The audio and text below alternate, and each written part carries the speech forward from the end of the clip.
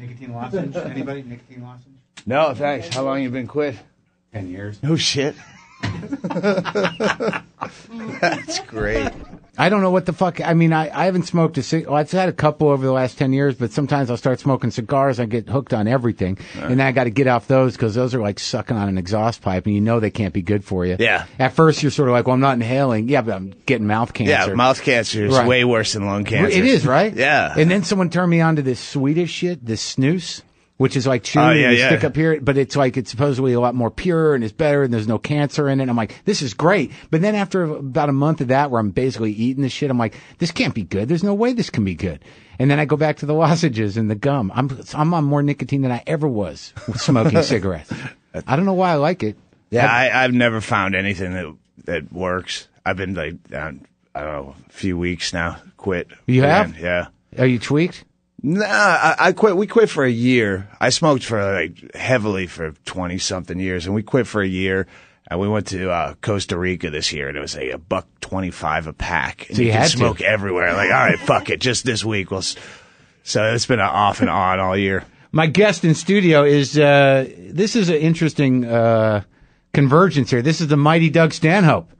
Can I call you that? Certainly. I have known of you and about you, and we've interacted over the years. I mean, people say I don't think I've seen you in 10 years. I can't even remember because we get lumped in. Like people ask me about you, and then people compare us, and because there's a certain realm of comedy that people get lumped together, and there's not that many people that do it, which is honest or aggressive or raw or whatever you want to call it. I just know there's only a few people that do it. And people have been requesting that I have you on the show. And I was trying to think and then I got an email from you not too long ago, very nice email about my record. Yeah, I listened to your latest. It was great. Well, I appreciate it, man. It was actually very moving for me to get that email from you because like you're just one of those guys that is out there doing the real work. And I don't know, like I get these dispatches from I'm on your mailing list, and it's like Doug is playing a bathroom at a gas station near the Grand Canyon. You can get tickets, a brown paper bag ticket. There's only room for 3 more. And I'm like, holy fuck. We've been doing some weird ones, bowling alleys and shit. What is it? I mean, you're like a troubadour out there, but the thing I respect the most about it is somehow or another you've managed to get out from under the restraints of show business and people dictating how and where you play and club owners dictating whether or not you can play. And you've just gone it on your own, which takes a certain amount of fortitude and ambition and belief in what you do. Whereas most comics are sort of like, can I go on? It's honestly, it's really, I fucking hate to say it, but MySpace was the thing where, because people are so lazy about signing up for your mailing list, where MySpace, if they have pictures in a fucking comment, once you have direct access to your fan base, you can fucking play anywhere. My crowd doesn't give a shit if I'm at Caroline's or a fucking Elks Lodge. So it wasn't fundamentally a fuck you to the organized comedy business? Well, certainly. I mean, first of all, the money's better. I'm getting 80 to 100% of the door when I do those goofy ass gigs. And so the money's better, and there's no, comment cards or bullshit. It's just there's no birthday parties or bachelorette parties that accidentally walk in. No chicks with a dick on their head. Yeah, exactly. Yeah. So it's just people who know what you do, and it must be nice, man. I mean, it must be just great to be out from under that thing where you get to a club and the club owner's like, I don't understand. Last week was packed, man. Yeah. Do you remember that? Like, it's like, what week were you talking about? Yeah. There's a rival. It's a big rival, a high school basketball game. My fucking fans aren't going to a high school basketball game. They're giving away cats downtown. Yeah. So I don't just say I'm unpopular. I've been unpopular my whole career. Exactly. It's not like I'm going to be shocked by it. Just say it. Yeah, I'm jealous. Blame it on the rodeo. Yeah, that you figured it out. Because, I mean, I've had to deal with that my whole career, and I'm just starting to get the hang of this now. I mean, I love doing the podcast and stuff, but just going out, the idea that you can play for a crowd that, there's nothing worse than a crowd that's just sort of like, we're just going for comedy. Yeah. It says comedy on the sign, right. So they're going to fit into what we believe comedy is. Yeah, we had a coupon, so that's how we dictate our weekend's entertainment. And I guess you've scared a few people off, haven't you? Yeah, a few. I do miss that. Like, I'm at a comedy club this week, and last night we had a table full of, those kind of just, it's Friday, so we have to do something. We're in from Jersey. Yeah, throw a dart at the weekly. And, and I kind of missed that, the resentment. Fuck you. It's your fault. You didn't put zero thought into your entertainment, so you deserve this. Now I you're like gonna pay. ruining. You're going to pay. I hate that I missed that. But no, it's great because it provokes. The thing that I love about that is that you're completely not what they expected. There's no fucking way they would ever spend time with you in any context. Yeah. And there they are. And they've got to listen to you and process you. And all you can do is just push it. Just push it. Just see how far you can push it. And everybody else loves it. And the best that can happen is they leave or cry. Yeah. Or like you. But, that's a stretch. I don't think that happened. What happened? Last night. Oh, no, there's just some girls. And she actually raced backstage after the show. She jumped on stage and ran into the green room at Comics. So what was that all about? Oh, really? Yeah. No boundaries at all. She didn't like you, but she wanted to confront you. Yeah, but she, again, her ego was attached at that point. So there was part of her that, hated the fact that she liked to be picked on. Yeah. Oh, you're lucky you didn't end up marrying her. Mm-hmm. Yeah, I heard about that. Your disc is one of those, your latest where you think about it all the time. I find myself, we stop eating in between meals. Every time I'm eating between meals now, it's like, I hear Scotland that thing, yeah. Like, I want to quit comedy, and that whole bit about you wandering through Canada. Yeah. Like, that sounds like a great idea, but what happens on day 3? Exactly. Every time I want to disappear into Costa Rica, I go, no. You think that way too?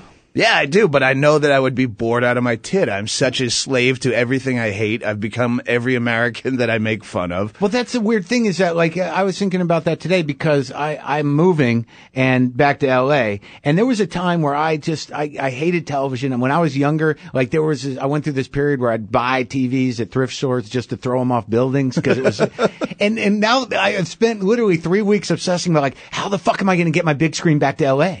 How am I going to do that? I mean, do I have to pack it myself? I don't want it to break. I'm that guy. Like, I don't know what I do without the big screen. DVR? Yeah. It's fucking ruined my career, I think. I think 80% of my creativity was sucked away once I get DVR. Oh, no shit. Yeah. And how much of your creativity is sucked away? This is the other thing about managing the business of being your own guy is that, doing dispatches, making sure you're connected with the fans and everything and having all that. I mean, I never got in this to work. Did you? No, that's the problem. That's the trade-off with, like all the Facebook and MySpace. It's a fucking full-time job. I used to do stuff on the internet. I'd cruise it and I'd learn shit and I'd read stuff. And now I look at it like a pile of dishes where shit, that's a list. It's just too many problems. There's too many unanswered emails in there. And and comfort is a real problem too. My life is good. I'm in a good relationship. I have a couple dogs and a couple cats and a small house in the middle of nowhere. And it's really shitty for comedy. Where you feel like you have to force yourself into more self-destructive places and make bad choices just for the business. So you can find the anger. To be professional. I don't think that if Stanhope got on stage and said, I'm feeling great, everything's okay. Yeah, you're in the green room and you go, oh shit, I'm smiling. Everything sucks. Get ready. Yeah, I find that I end up, even if things are good, I can find something. Can't you? Yeah. Well, you can turn on the news. I always feel like cheap when I'm watching CNN just for material. Yeah, well, you have to though. Yeah, I mean, you're out there it's just an immediate reflection of I'm not doing anything with my life. I'm not taking any chances or trying new shit. I'm just happy. Put on Balloon Boy jokes. These will fly. Yeah, you got a couple. Get a week out of this. Yeah. Make it big enough to be broad enough to represent something else. Right. Get a month out of it. I'm just happy you're still alive, man. Because Jesus Christ. I mean, when I used to keep up with you, I think the first time I ever met you was probably in 1995 at the Aspen Comedy Festival. I think you were on ecstasy and you were wearing a Santa hat. And you just sort of were bouncing around in a Santa hat and I didn't get to see you. I used to wear a Santa hat for no reason. Yeah, and then there was for attention, I'm guessing. And then there was the period where to be weird. Everywhere you went for some reason you were naked by the end of the show. Yeah, I stopped doing that as I started getting older and looking at myself. What was that about exactly? How did that transpire? Because Oh, no. it was thematic. I remember that people would come up to me and show me pictures of Stanhope naked, and then there were many of them like, is he closing with this? No, I had a habit of getting drunk and I just get naked. I don't know, I was fucking ridiculous. There was not some thought behind it. Like, it's like, if I do this, there's never anything to be afraid of. I guess there was something of that. I remember the first time I did it on stage where I got the reputation was in Austin at the Cap City, and they did a midnight blue show on a Saturday, a third show late, like midnight, obviously, and they do it, but they invited the crowd from the second show to hang around, and I had just headlined, and I'm not going to be any dirtier. It's not like there's anything I'm holding back in my regular show. So they had local guys go up, and then I just went up naked and just did airline material and fucking just had the hackiest material I could think of. And then you're like, that's your hook. You're the naked guy. Yeah. I don't know how the hell you did it. To me, it's frightening. The idea that karaoke and being on stage naked are two things I can't. Well, yeah, I drink quite a bit. So the fear goes away. But you quit smoking.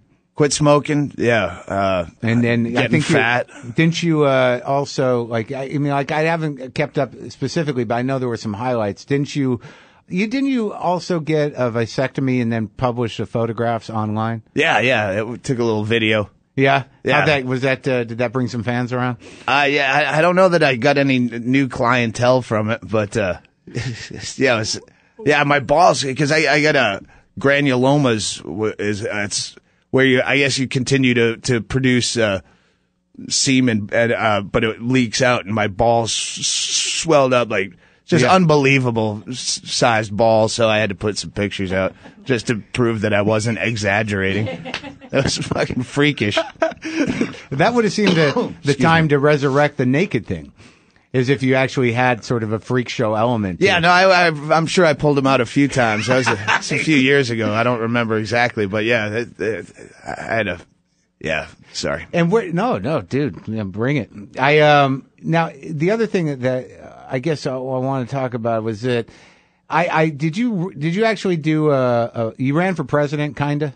Yeah, I started. I went through the beginning processes, and then it just turned into such a nightmare. It's just a labyrinth of paperwork and bullshit. And, if you're accounting, that was the biggest reason I dropped out. Cause if you screw up even a little bit, with your paperwork, you can get, 6-figure fines for fucking up. And I fuck up way too much on a daily basis to risk any of that. Is that just for a goof? Do you think they put that in place so people don't prank like that, to make it complicated enough? I'm sure on some level, but I mean, a lot of it's legitimate, if I were a legitimate contender getting actual contributions. But, as just doing comedy, that was one of the things. If I were to talk about my campaign on stage, then any money I made would be considered campaign contribution. So then to give them the license to check your money out. Well, no, I mean, it wouldn't be my money. It would be a campaign contribution if I was talking about, if people are paying me $20 to come see my act and I'm talking about my campaign. Yeah, those were the gray areas where you go. Fuck it. Yeah. What was the platform? Libertarian. And now you are a libertarian. You know what? I'm doubting it. When I think about like some of the stuff I talked about on that record or going off the grid or moving to Canada, I just, I read an article about these guys in Maine that actually go out and shoot television sets, that it's not about right wing or left wing. It's about the fact that the, democracy is a tired old whore that's been sold out a long time ago. Sure. Whether or not it can be resurrected, I don't know. But I've always wondered, where you stand on that politically. What does a libertarian mean to you? Unfortunately, it means you have to count on human goodness, and you can only keep that drunk going for so long before you go, all right. But yeah, it's just self-sufficiency and self-reliance. I mean, I guess I'd be an anarchist, ultimately. But then, I don't have enough faith that human beings at this stage could get along in human goodness in the sense that some part of libertarianism in your mind is that, people would look out for each other if they had the freedom to do so, that if the personal responsibility, meant that, human beings as a community had to take care of their own community, that kind of thing. Yes, exactly. Yeah, because I think libertarianism gets like confused with these idiots that are like, do whatever you want, just stay off my property or I'll shoot you. Yeah, and there's a lot of that faction, and that's why getting involved with the party and all was absolutely. Like, I went to the convention and I'm going. What were they like? Because I think they're Republicans that don't care if guys fuck each other in the ass. on social But there's issues. not enough of the not caring about guys fucking each other in the ass to make it. There's not enough of the hippie drug element to offset the Christian, homeschooling. Right. You know, I don't want the government teaching my kids because they'll teach evolution. There's that. That's the heavier part of the party. Really? Yeah. Oh, that's a fucking shame. Yeah. And I thought it would be Like, come on, let's take mushrooms and build a thing. Yeah. Yeah. Again, a libertarian party just won't work. It's like planned anarchism. It's not going to. So now tell me a bit about like some of the stuff that you used to do when you used to do sort of a desert festival of sorts. Yeah. For, I guess it was 6 or 7 years, we found a spot in Death Valley where we'd have, between 50 and 100 of us every year. We'd get together for 4 days and just, our own personal Burning Man. It started to grow, and that's why we had to kill it, because it got out of control where people we didn't know were showing up. Are you saying like the bikers started to come? No, yeah, exactly. The mongrels showed up, and no, just because the whole idea was, doing road comedy, you make so many great friends that you only see once a year when you're traveling through wherever. And so it was a matter of getting all those people together in one place, and it was really fun, but then the next year, people would bring their friends, and then the next year, those people wouldn't show up, but their friends would, and they'd bring their friends, and it kind of get to a place where it was like after a show where you're, hey, I'm Doug, who are you? Right, so it turned into exactly what it was. Lost the party element, right. And people were bringing shitty people. Like, who invited that guy? Sorry about my pig flu. Yeah, you got the pig flu? Did you have it? I had something when I went to London. I don't know what it was, but... So it's great about you that I'm finding right now as we kind of talk for the first time. I mean, the last time I saw you were, it was at the Coach and Horses before I got sober. That's the last time I remember seeing you. And you wrote in the letter that you thought that I had a beef with you or something. I don't remember. No, you didn't have a beef. You just said, I always hated you but then I saw you and I think you're funny. So it was one of those compliments that hurt at the beginning. Everyone who's been on on this show has had that story about me. I had Greg Barron on, and he said when I met him in San Francisco the first time, he was like kind of buff, and he wore a tight shirt, and he had long hair. And apparently I walked up to him, and I said, oh, so you're that guy? I remember it was a funny night, because it was actually started with Janeane Garofalo. Me and Hedberg went out because he had a big crush on you, and he was trying to find you at some party. First time I've ever heard this. Yeah, he had a big crush on you. Come here, get on the mic. Second. Wait, Hold the phone. get Janeane on the mic. Are you sure? Yes, yeah. This is like probably 96. And Wow, I have never heard that ever. we're in LA, and I think we went to a show where he thought you might be doing a set, and then he couldn't find you. And then we went to it was the premiere of what the fuck, Comedy Product. Oh God. Oh my God, I did that, didn't I? Yes. And That show it was on at Comedy Dave Central. Rath's house. Yes. And so we went to buy beer to bring to the party, and we couldn't decide what kind of beer to bring, and we were like intimidated by what brand we should have. So we decided to get Meisterbrow, the shittiest beer we could find. Yeah. And we sat out back. We went to the party and we didn't really know anyone, so we sat out back shotgunning Meisties. And do just we talk? to be completely fucking ridiculous. And I remember Greg Barrett coming back going, what are you guys drinking Meisterbrow for? We have good beer. You don't have to drink that stuff. So then did we ever interact No, he that night? never found you. But I remember the mission started out as him trying to find you because he had a crush on you. My head is totally blown by that. I find that to be unbelievably That flattering. Hedberg had a crush on you? Crush on me, and I've never heard that. Didn't ever. everybody have a crush on you No. at some point? Not that I would know of. Well, I mean, I think if we took a poll, if I was to solicit emails right now of everybody listening to this podcast who had a crush on Janeane Garofalo, there would be many. Well, that's very nice of you to say, but I don't know if that's true. Well, we're going to find out now. But the Mitch Hedberg, that's a big one. That's huge. Was that when he was Only just I could going build by a time Mitch? machine and go back. Did he go through a period where he was just I know Mitch? you guys were friends for years, but when I did the comedy competition with him in '92 in San Francisco, I think it was just Mitch. All right. Did you know him then? Yeah, I knew him back then. Yeah. Maybe he was. Then I remember he had those headshots that said Hedberg Mitchell. Like I didn't realize you guys were so tight, but until later. So Janeane's I'm just here. thinking of all the people that used to drink. That's what brought it up. You and Greg Barrett and Did you ever try and quit that? No, I never did. So it's working out for you still. Yeah. All right. Not so bad. This isn't an intervention. No. Don't get that look on your face like, what's happening? I can't imagine. I fucking hate doing stand-up comedy so much that the thought of doing it sober was just too depressing. Well, it's funny. I don't know if you ever knew Steve Kravitz, but when I was at the Comedy Store as a doorman, Kravitz used to wander around and back, just loaded, and he'd walk up to you and go, "Was I on yet?" He'd go, and I go, "Yeah, Steve." He'd go, "How was I?" Steve Kravitz, I remember him. So Janine's on mic, Garofalo's here, Stanhope's here.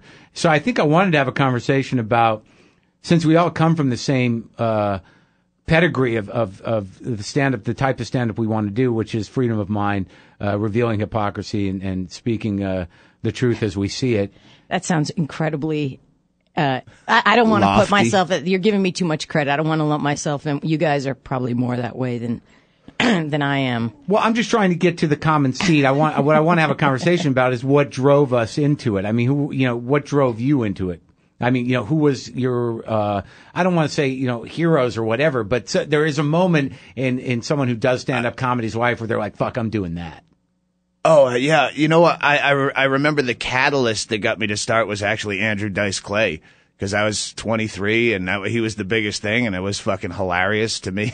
I've sang his praises recently because I saw him recently, and I've defended Andrew Dice Clay because I was at the Comedy Store and I was a doorman there when Dice broke. But I hadn't seen him in years, and I wasn't, it was kind of a spectacle, but I never really laughed at his jokes per se. But I saw him recently get on stage. He's heavier. There's no affectation anymore. He doesn't give a fuck. Yeah. And he got on stage and did 40 minutes, and it was fucking hysterical. Really? Yeah, because and now because all the device is gone and it's not about, nursery rhymes and sexism per se, is that you start to realize he has some gravitas. Despite whatever you may have thought about him, he is a guy. He invented whatever the fuck it is that he does up there. And he has a very peculiar way of looking at things. And after seeing 15 guys that I couldn't even figure out, if I closed my eyes, I wouldn't know the difference between them. To see a guy who was a real guy, just talk about, he doesn't talk about shit anymore. He talks about going to Staples with his kids, but he's got a way of doing it that where you he's Andrew Dice Clay. No matter what you thought of him, he's still a fucking real comic. Back then when he was at the first album came out, The Writer and The Thing. And and I would do him. I did fraud telemarketing back then, and I'd do him around the office. I'd just do Dice, and the owner had a side band, a cover band as a goof project, and he said, "Oh, you should open for my band with that." That's someone else's material, but just knowing that I could get a gig if I had material made me sit down and start writing. Let me get this straight. That was the push. Doug Stanhope started as an Andrew Dice Clay impersonator in an office. Yeah, basically.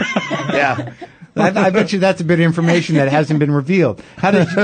Who blew your mind, Janine? Well, there was a couple of, my interest in comedy in general started, I can remember really clearly. I was, having a birthday slumber party, and my dad was watching all of us, and he ran out of things to do with us.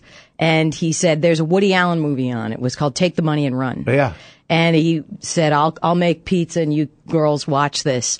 And I became fascinated by Woody Allen and this comedy and just the absurdity of it.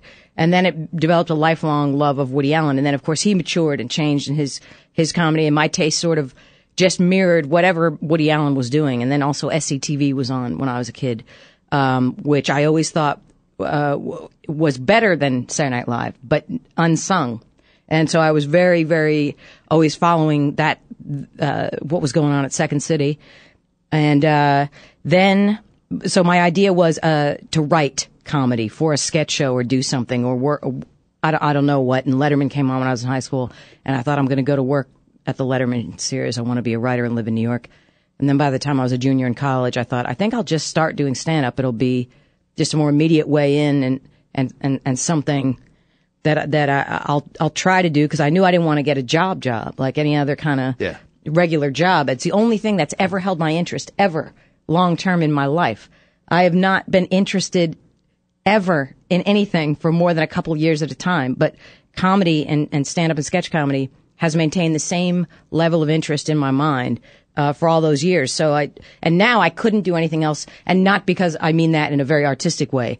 I don't have any marketable skills. Yeah. I could not possibly fit into an office setting.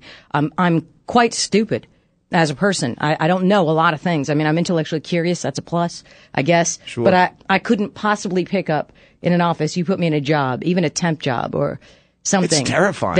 I couldn't possibly I would learn know. what those people know. How do think people about it? What would I do? How do people, more than that, how would you remain appropriate? I mean, when I'm in an office, yeah. how the fuck, like even when I worked here at Air America, like I talk at this level and I'm like, you fucking cock. And then, all of a sudden you got 9 people in cubicles sticking their heads up going, what's going on? What do you mean what's going on? I'm having a conversation. But I like when we hang out with our neighbors. We live in a small town in Arizona, and like our best friends in town is she's a Safeway deli manager, and he drives a Dorito truck. And sometimes like we'll drink beers with them and watch football and stuff. They're our neighbors, and it's kind of funny to have. Do you ever go like? But you find where you'll occasionally say something that would be completely appropriate with around comics, and you wouldn't even think of it as. And then you're like, oh shit, I probably shouldn't have said that. I mean, it is their dog, and it's just a way of communicating. I think that's different. If you are in, I guess, this line of work. That you and also you find like-minded people and you wind up hanging out with like-minded people, and then when you go home and you hang out with your high school friends or anything like that, or even relatives, you realize that is not usually the way people communicate with each other, and they also stay away from so many subjects. Most people feel that it would be impolite to discuss politics, religion. Real substantive things seem to be off the table all the time for most people. So I don't know what they're really discussing. I don't think they're discussing seemingly. Much. I think what probably their families or their kids or school, whatever's going on. And I'm not saying that in a denigrating way. I'm not saying aren't they lesser than. I'm just saying that it seems to be odd when you do actually confront somebody and say, well, why did you vote that way? Or well, why do you think that show's funny? Exactly. Something like that seems to be completely off the table for most people. Yeah, you've caught them off guard somehow, and they're forced to have an opinion, which is not, they don't usually. They don't even know why they have whatever opinion they espouse. Or they're not drunk. I mean, there's one. If they're drinking with friends, maybe they will be a little more forward about why they like or dislike something, or more willing if you to outnumber extend them. Well, I guess like what I was thinking, like when I started, I used to listen to comedy with my brother, Comedy Records. Steve Martin, Cheech and Chong, George Carlin, Richard Pryor, and I used to watch comics on TV. My parents brought me to see Jackie Vernon when I was 11 years old. He was an old guy. He used to do the slideshow thing. I don't know. Yeah, he's like, he's hard to sort of find, but his whole bit I thought was hilarious. He used to do this thing where he had a fake slideshow. He had the clicker. It's like The Vacation. Yeah. Like, this is my wife the next morning. Like, all the jokes were setups to these fake slides. And it just, I don't know where it got planted in my head that somehow or another stand-up comedy was the only place where you could really express yourself however the fuck you wanted, as long as you made people laugh. Sure. But I think that's what's interesting about the three of us is that we all became, sort of aggressive social commentators. And I think that, if I'm not mistaken, one of the things we share is some sort of, proximity to Bill Hicks in a way. That, like, I knew him a little bit. You toured with him. And also grew up in the same neighborhood, which I didn't know till his memorial service. Right. And certainly you have, looked at his stuff or have met him. Yeah, I didn't get into him until after I started comedy. Me neither. I'd never heard of him. And it got to the point with me where I had to be careful. I couldn't watch him. Because I didn't want, because I knew we were barking up similar trees, and if you're talking about real shit, there's only a few people that talk about it, or opinionated shit, and I didn't want to be influenced by him. Right. But it seems like I get a lot of emails, and somebody wanted me to tell Hicks stories, and I had you on the show, and I knew that somehow or another you're part of that legacy. What your feelings about him were? Yeah, I mean, I loved him, but it's one of those things. The more you get the comparisons, and especially when I work so much overseas, where it's just relentless. Like, you want to hate him. I want to find a flaw in him to just go, fuck that guy. Can't we all talk about different, you know what I mean? Yeah. Like, why do you got to lump me in with that? Well, the problem is when you get compared to us, because you get press over there, you don't get that here. But when you get compared to him so much, people will show up expecting Bill Hicks and then get mad at you for not being enough like Bill Hicks. So it's a kind of a double suck there. But yeah, I thought he was great. You know, it can be strange for a lot of people about Bill Hicks is if you didn't see it live, it can be different because I don't think he was ever really captured appropriately on a lot of the footage that some people, and it's very few avenues of us to see him now. There wasn't that much tape on him. Yeah. And unfortunately, it's not that indicative of how good he could be. Because there's a lot of times when you look at it, if you didn't know the legacy of Bill Hicks, you might see something and go, what's all the... That's what everybody's making a big deal about. And it's unfortunate because it's hard to convince sometimes now younger people how good he actually was if you were there live when he was on. Because there's also a lot of nights where he was not, as anyone isn't, Sure. but he would really bail halfway, or there was years there we went through with, I guess, drinking. He was experimenting with drinking and stuff. And then there was a while where he wanted to walk the room, which I don't know if I'm not like all that. I went through my phases with that earlier. And how'd that go? Oh yeah, I'm still working. Were you able to walk rooms intentionally?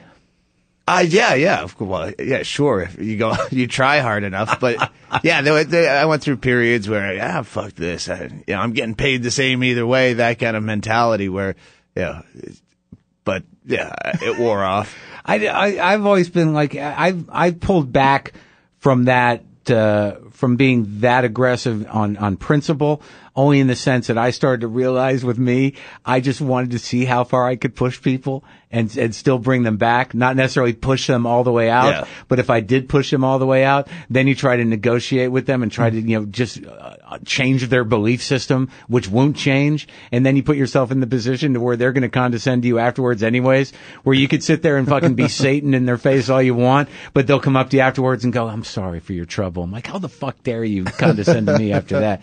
I would prefer to be well liked.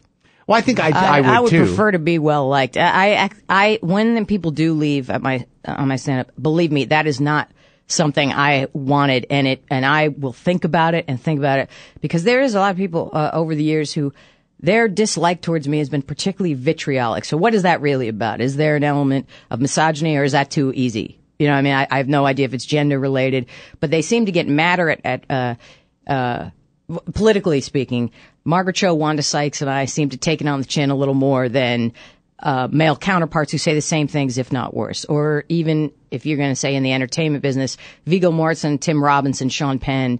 Sean Penn takes it from Fox, but Viggo Mortensen, I doubt, has people confront him the way I get confronted, or Margaret Cho does at shows, by males wanting to get into it. And I think that's because I think a lot of people are loath to confront people unless they know they can physically take them. But I also deep think, down, do you know what I mean? Like they feel comfortable with me, but not 6'5" Tim Robbins or Viggo Mortensen. But you became a symbol, though.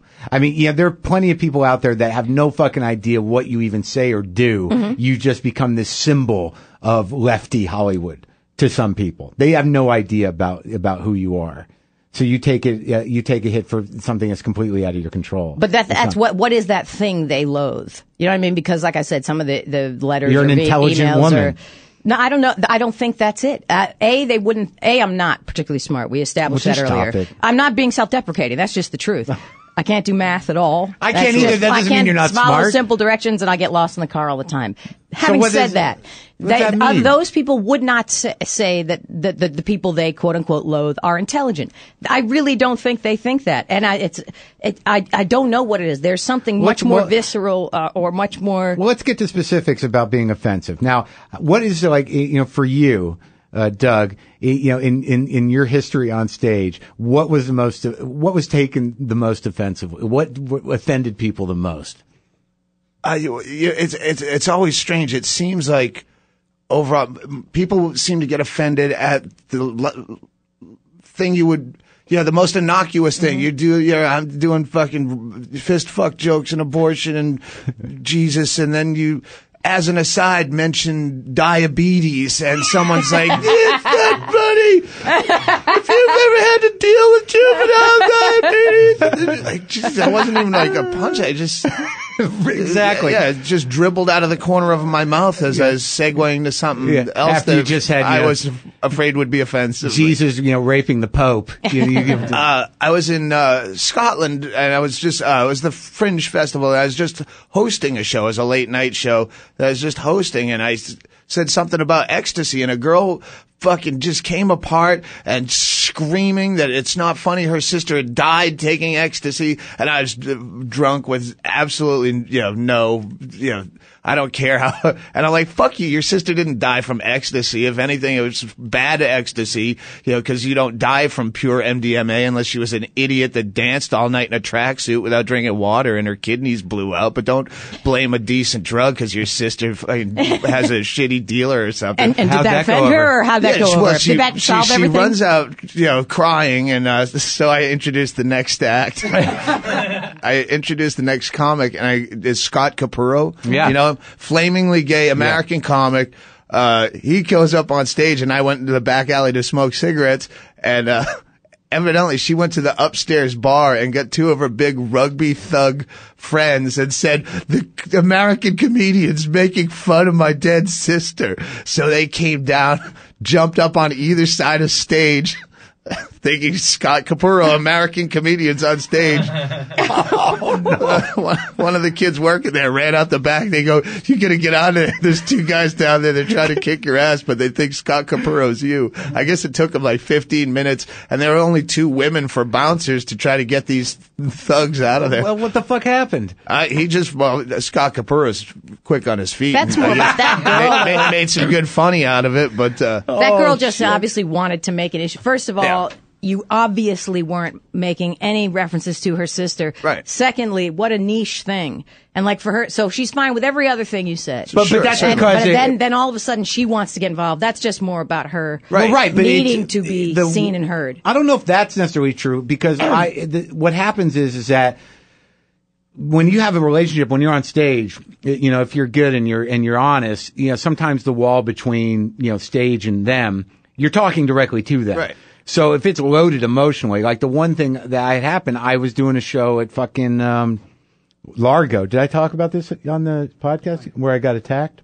No. I was doing Largo? Right. At the capital of alternative comedy, like the place where like it's nothing but sort of precious nerds enjoying smart things, and I'm doing this joke that has suicide in it. It wasn't about suicide, it didn't matter, but there is a suicide in the joke. A guy goes down at his own hand in the joke, and it's got nothing to do with suicide. And I do the joke, and some guy says, "Don't do jokes about suicide." Like in Largo, out loud, like I could hear it was coming from his guts, it wasn't like commentary. And I go, what? He's like, just don't do it. Just don't talk about suicide or I'll take you out, bitch. Wait, I was there. I'll do the version after he does his. All right. And so I said, of course I did what any comic would do. I immediately got defensive. I said, well, did you just lose somebody? And right. And I said, what do you need this kind of attention from a room full of people you don't know? I'm the guy with the mic. What the fuck is your problem? And then I got real cocky, and after I laid it on him, I said, he's still going to take me out, bitch. And he did. He leapt out of the audience and stood me off on stage, and he clearly wasn't a fighter guy. And I was the last act on, and I'm not really a fighter guy either, but I knew I couldn't run because I'm on stage and that wouldn't look good. So in my mind, I'm like, I'm going to have to take the hit, and he was going to pick up a music stand, and then, they pulled him off of me and they broke it up and it got weird. Dave Rath, actually. Right. The guy tackled me and ripped my shirt open. It was just awkward. And Vincent D'Onofrio was in the audience. So there was moments where I'm like, am I in a movie? He always cracks the case, Vincent D'Onofrio.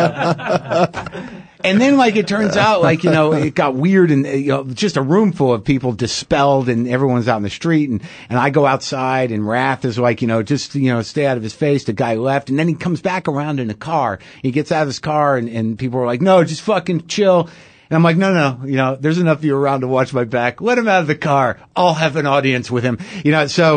So we walk down the street. I'm like, what's up? He's like, well, my brother, he tried to kill himself. I'm like, he didn't even do it. So this is all, but we made up and whatever. It's not a very satisfying ending to the story, but that had nothing to do with anything I was saying. It was just a moment that sparked this emotion. May I intervene? Yes. What happened was, and yes, what you're saying is true. He did not initially say, I will take you out, bitch. There was a exchange between you two that went on. What it became is that guy became embarrassed to even said anything out loud. Then he had to keep it up with Mark. Yeah. He was reticent at best. He was not a fighter. He was probably not a guy that even probably meant to say that out loud. Then Mark's ego was involved. Then they had to. Neither one of them wanted it to go where it went. It had to eventually because they were provoking each other. That guy reluctantly came towards the stage, but it did get ugly. Meet me at the bike racks at 3, and now you have to show neither up. Neither one of them wanted it to go to where it went, but you antagonized the shit out of that guy. He would have been quite willing to back down. You were so mad at him. I think Mark is much more responsible, and I think the guy never meant for that to pop out of his mouth. Is don't talk about that. And he would have been quite no willing one got to shut this up. on YouTube.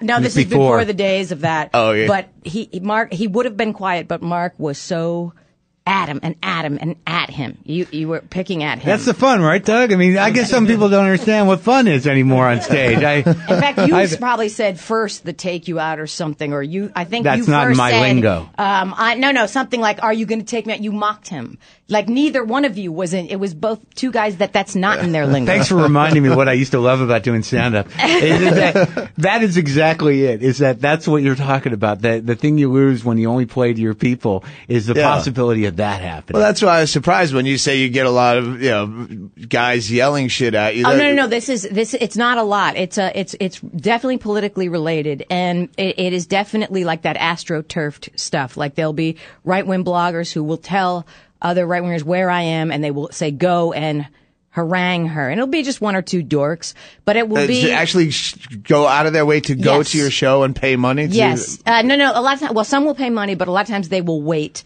till after the show and when you're leaving, or they will find out what hotel I'm staying at. And it's just a handful of people, but they'll show up with a video camera, and then there's the fake they will sometimes call the theater, threaten a protest. This is over the tea bags and stuff. The first tea bag thing that happened last April, I went on Oberman to discuss it, and I pointed out that's just racism. It's just abject racism.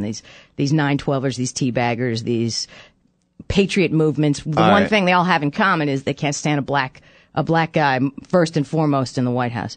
And that, of course, kicked off in these right-wing worlds. Let's go after her again. Just because, I'm an easy target. It's a way not to have to deal with issues. And I am easily physically intimidated as a 5'1" person who is usually alone after, walking back from the show. So it'll be like one or two or three dudes with a camera who will try and play gotcha, or it'll be sometimes trick morning radio interviews. Like they'll go through the club and say, we want to interview Janeane for some drive time show. And then they'd sandbag. And then they sandbag, or whatever the version of sandbagging is. The interesting thing about like what I guess I don't know what I'm getting at really, but that there's a sort of posture when you are provoking people, like, when you are a provocative comic, and that, you think you're having this impact. That the funny thing about the one Bill Hicks story that I always tell, only because you realize that some people, it's just, if you're not their entertainment option, you're not really going to affect them one way or the other. They're just not going to quite understand. And that really is the worst possible reaction, because we want to get through. I'd rather them get upset. I'd rather them get aggravated than just sit there and go, I'm bored. Yeah. This is boring. I did a show with Hicks, and I'm telling this because someone emailed me, and I was trying to get around to it somehow, where it was at the Village Gate here in New York years ago when I was just starting out. And the structure of the show was they had a host, two comics, and an improv group, and that was the show. And Hicks was living here briefly at that time, and it didn't matter. Both comics did the same amount of time. It was just a spot. So the comics that night, I've been doing it maybe 4 or 5 years, maybe a little longer, but it's me and Hicks. And he was supposed to go first. And I knew in my head, like, no matter what he does, whether it's good or bad, it's going to be, I'm going to walk into a, post-hurricane situation. And I said to him, Bill, can I go first? I mean, you're the guy with the Lettermans. I mean, I'm just, can I just go first? He's like, no, I gotta meet some guy to play chess. And I'm like, oh, okay, as long as it's important. It's another reason I don't want to quit drinking. Yeah. End up rushing out of a gig to go play chess. It could happen. Yeah. So he goes on, and I'm like, fuck. And, I go to the bathroom, and I come out maybe 4 minutes later, and I have no idea what's transpired, but there's about 400 people in this room, and it's pretty packed.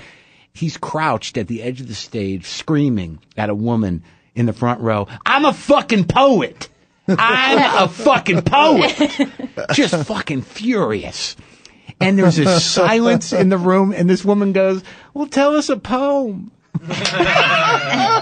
And he's just baffled. He's dumbfounded. And he pops up and he goes, aren't you glad you didn't go first, Maron? You know, it just, that, you know, no matter how intense or how, you know, provocative or how much we think we're delivering, there are some people that's just gonna be like, I don't understand. I've had Absolutely. a tendency in my career to do that, to be that kind of a dick, and it's Right. usually about something I just learned or realized, where other people probably already fucking knew that. And you know, you ever fucking think, Yeah. I just fucking figured this out myself. I just read a fucking Dawkins book. And Yeah. wow, Right. I never thought of this. So you're excited, and it Yeah. comes out as being angry. Yeah, exactly. Well, yeah, it comes out as I fucking thought of this myself, and I knew this all along. Well, I think You're that's what a it bunch is. of idiots in the seats. That's the funny thing about you and just about Hicks too, is that, you know, once you get past that weird kind of like bravado, we're all pretty sensitive, nice people, and I think that's good. Like, Yeah, you yeah. see, your heart seems to be in the right place, and people are always like, you know, that guy's an asshole, or who the fuck do you think he is? Well, it's a And, lazy assumption. There's a lot of people who think that comics are mean. I don't know why they think that, We're but just- I don't see. the- I don't see why they say that. It's the only art form where the shitty seats go first. If no one wants to be up front. Exactly. you know? Yeah. But it's a well. I guess there are some comics who do like pick on the audience even without being provoked by. They like to do it, and the audience seems to love it. Again, that's not my thing. I don't particularly care to pick on someone in the audience. There are people that have irritated the fuck out of me, and we have fought. But that is not what I want. I don't feel good about it. I hate it when people leave. I hate it when people don't like me. And I get, if that's ego or insecurity, I don't know what. Well, I think we all Well, want to be that's- liked. Yeah. I've done that where people were leaving, walking out of my show, and I'm like, fuck you, you know, blah, blah, blah, blah, blah. And then they're like, we're just going out to smoke. Like, as the smoking ban crept around, like more and more, I'd be yelling at people and like, oh, that's right, everyone's going out to smoke. Sorry, And they're man. not- Sorry. It does. It hurts your feelings, though. When people are getting up and like, I'll say now, at least leave your, just pretend you're going to the bathroom. Yeah. Even if you're leaving, just pretend you're not leaving. But even yeah, if you're smokers walking have a out. tendency to leave in groups. Oh, I did one time You know, where we should people- go smoke. Yeah, I want to smoke. Yeah, or I at wanna least announce, smoke. tell me where you're going. Like, I'll ask, I'll say, are you going to the bathroom? Are you leaving?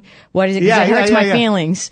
And then and you should never draw that much attention to it, but I can't help it. It really upsets me to see people getting up and leaving. Oh, I had that while I'm way. talking. I had a table of four get out, and like, you know, before I even, I was like, what? That's it? You're fucking leaving? You had enough? You know, like that? And they're like, you know, we have a sitter at home. And, and they're like, we like you. We enjoyed the show. I'm like, oh, okay. Cell phone cameras. Now, anytime someone pulls out their fucking cell phone for any reason, I assume they're filming me. And I've already told you that I've tried to write bits 1,000 different ways to get people to fucking stop doing that. They won't do it. There is no stopping that. I think it's generational too. It's part of the fabric of a young person's culture is to film things, create content But they about think it. they're helping you by putting Yeah. shit on YouTube, and you're like, Right, I so can I hate never that. have Then a you new can't- album. And then you can't get it out. You can't get it off YouTube. I have you know, a bit that's 3 weeks old, and that now I'm playing in Memphis, and you're yelling out the punchlines. Yeah. Like, They mean well. I mean, know. it is something they think, and like I said, it's generational. I think it's just part of the way they live now. All of this surveillance and then and replication. If that's They what do they it. call Yeah, it. they're in charge of the surveillance. It doesn't have to be the government. yeah, Everyone will they're do it for releasing them. your new DVD. It's worse than the Stasi. You don't have any say in it, and the anymore. more that they know you don't want them to film, the more they're getting away with Yeah. if they film you. So, all right. So now let's wrap up. Thank you all. It's great Yeah. talking to you, Oh, yeah, Doug. thanks. Finally, we had a conversation. Janine, Thank you, Mark. I think you're going to hang around. And we're going to do a Oh, whole we're doing nother more? show. Oh, Yeah. my God. You can't repeat any of it. And we taped all of this, and it's going up on YouTube. I have to have all a whole right. new 30 minutes of conversation. Yes. Oh God. Can you think of I it? better get my notebook and my pen. Okay.